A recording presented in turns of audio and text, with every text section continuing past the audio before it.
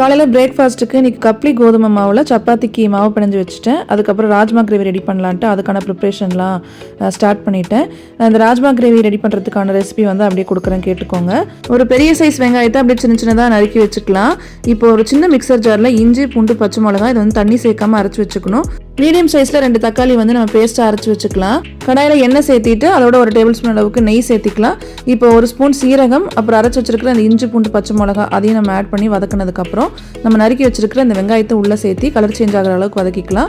இப்போ மசாலா பொடி வந்து பார்த்தீங்கன்னா மஞ்சத்தூள், காஷ்மீரி சில்லி பவுடர், தனியாத்தூள், சீரகத்தூள், அப்புறம் கரம் மசாலா இதெல்லாம் சேர்த்தி வதக்கிட்டு நம்ம அரைச்சி வச்சிருக்கிற இந்த தக்காளி பேஸ்ட்டை ஆட் பண்ணிக்கலாம். பச்சை வாசனை போகிற அளவுக்கு அதை வதக்கிக்கணும். நல்லா சுருண்டு ட்ரையாக வரணும். அதுக்கப்புறம் உப்பு, நாட்டு சக்கரை ஆட் பண்ணிவிட்டு நீங்கள் வேணால் ஒயிட் சுகர் ஆட் பண்ணிக்கலாம். இப்போ 5லேருந்து 6 மணி நேரம் வரைக்கும் ஊற வச்ச இந்த ராஜ்மா வந்து நான் குக்கரில் போட்டு உப்பு சேர்த்தி தண்ணி ஊற்றி நல்லா ஒரு 6-7 விசில் நல்லா வேக வச்சு எடுத்துக்கிட்டேன். அதையும் நம்ம உள்ளே சேர்த்திட்டு தேவையான அளவுக்கு தண்ணி ஊற்றி திக்னஸ் அட்ஜஸ்ட் பண்ணிக்கலாம். நல்லா ஒரு 5 நிமிஷம் கொதிக்கிட்டோம். அதுக்கப்புறம் நம்ம ஒரு 1/2 ஸ்பூன் ஆம்ச்சூர் பவுடர், அப்புறம் கசூரி மேத்தி ஒரு டேபிள் ஸ்பூன் அளவுக்கு கையில் நல்லா க்ரஷ் பண்ணி அப்படி நம்ம உள்ளே ஆட் பண்ணிக்கலாம். அவ்வளோதான், ராஜ்மா மசாலா சூப்பராக ரெடி ஆகிடுச்சு. இப்போ சப்பாத்திக்கு வந்து பார்த்திங்கன்னா நான் யூஸ் பண்ணியிருக்கிறது வந்து இந்த கப்லி வீட்டுன்னு சொல்லுவாங்க, கப்லி கோதுமை மாவுன்னு சொல்லுவாங்க, அதுதான் நான் ஆட் பண்ணியிருக்கேன். இதில் நிறைய ஹெல்த் பெனிஃபிட்ஸ் இருக்குது.